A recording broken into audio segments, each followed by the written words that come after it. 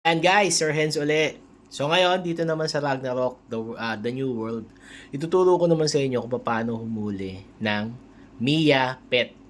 So this is SSR Pet. Okay, so paano humuli? So first, kailangan meron kang ganyan. Milk. Tapos Pokeball. Okay, so number one yan. Hindi ka pwedeng gumamit ng ibang pambato sa kanya kundi milk lang. Kailangan gatas. So, open mo yung bag mo, punta ka sa shop, tapos, ang magandang gamitin dito yung assist point kasi mas mura siya. Nakita niyo yan ha, 10 assist point lang yung kailangan para sa isang pirasong milk. Pagkatapos, may mabibili ka dyan na 20 assist point para naman doon sa Pokeball. So yan. Ano pinagkaiba ng 20 tsaka sa 100? Yung 100, pag ginagamit ko siya, mas madali ko nahuhuli yung Mia.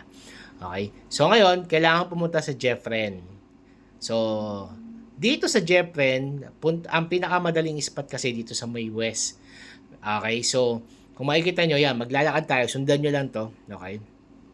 So, pupunta tayo dun sa spot na kung saan hindi alam ng lahat.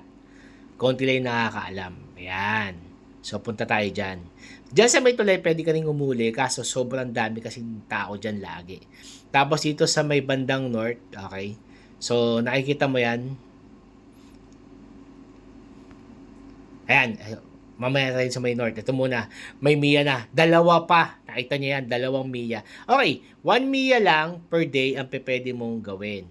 So, babatiin mo siya ng milk. Okay, hanggang sa magkulay green. Yan. So, yan, pag kulay green na siya, pwede ka na mag-switch to Pokeball. Tapos, batuhin mo na siya. Hanggang sa mahuli mo siya. Like that one, 3 Pokeball lang, nahuli na natin yung Mia card. 'Di ba? Ganun lang kabilis. So, minsan, aabot ka ng 10 to 20. Kapag ganun, actually, pag nakalima ka na, stop ka na eh. Tapos yan, kunin mo yung reward. Okay? So, mas maganda, umuhuli ka ng Mia per day hanggang sa ma-up mo siya to tier 6 kasi meron siyang mas magandang reward kapag umabot siya sa tier 6. So, for now, itong sa atin kasi ngayon is meron na tayong 80% na normal yung pagbabounce ng normal attack. Okay, yun yung advantage nito Mia. Kaya ang daming nanguhuli nito. Actually, ito is para sa lahat ng class. Kaya kung wala ka pang Mia card, I suggest manghuli ka na nito. Sobrang ganda niyang SSR pet.